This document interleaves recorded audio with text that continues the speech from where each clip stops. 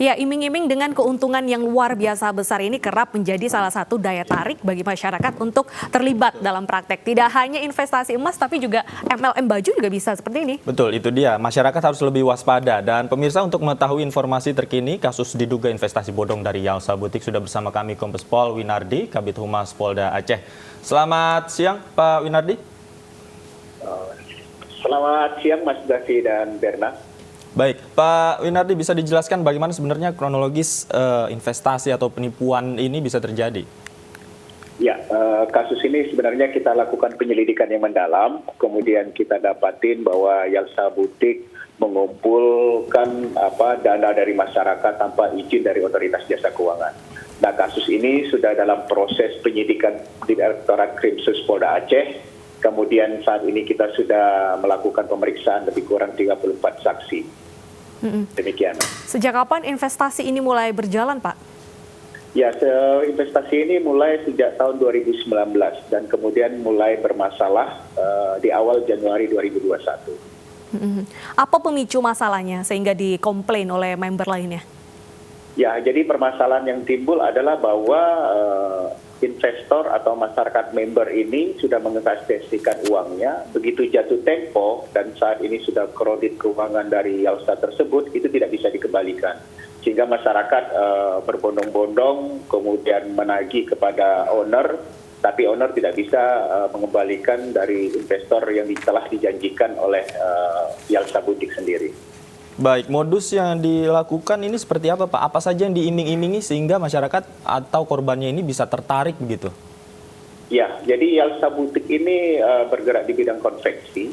Kemudian mereka mengiming-imingi bagi masyarakat yang menginvestasikan dananya ke Yalsa Butik itu mendapatkan keuntungan 30% sampai 50% dari investasi nilai uang yang ditanamkan dalam Yalsa Butik tersebut. Misal contoh ada masyarakat yang menginvestasikannya uangnya 1 juta, maka dalam 1 bulan masyarakat bisa mendapatkan 500.000 sampai dengan 500.000 rupiah.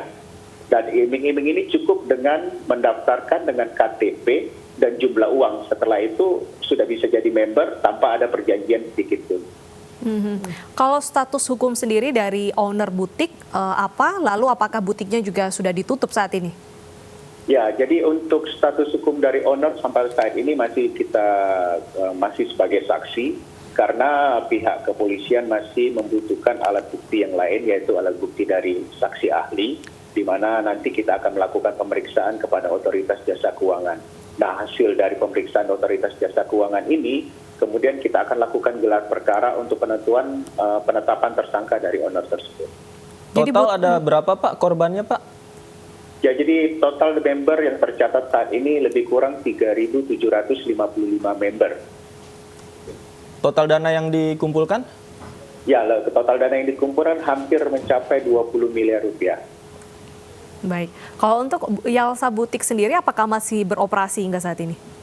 Ya, Yalsa Butik saat ini memang belum ditutup kantornya, tapi kita sudah mengedukasi kepada masyarakat bahwa Yalsa Butik itu sudah termonitor oleh Polda Aceh bahwa kasus investasinya itu tidak terdaftar di Otoritas Jasa Keuangan dan kita mengimbau masyarakat agar tidak lagi menginvestasikan kepada Yalsa Butik, tapi kita sekarang juga membuka posko di Direktorat Krimsus Polda Aceh kepada member-member yang masuk dalam investasi dari Yalsa Butik untuk segera melapor, karena saat ini penyidik merasa kesulitan karena dari 3.755 member itu hanya sedikit yang bisa kita daftarkan data yang kita bisa palingkan sebagai member yang asli.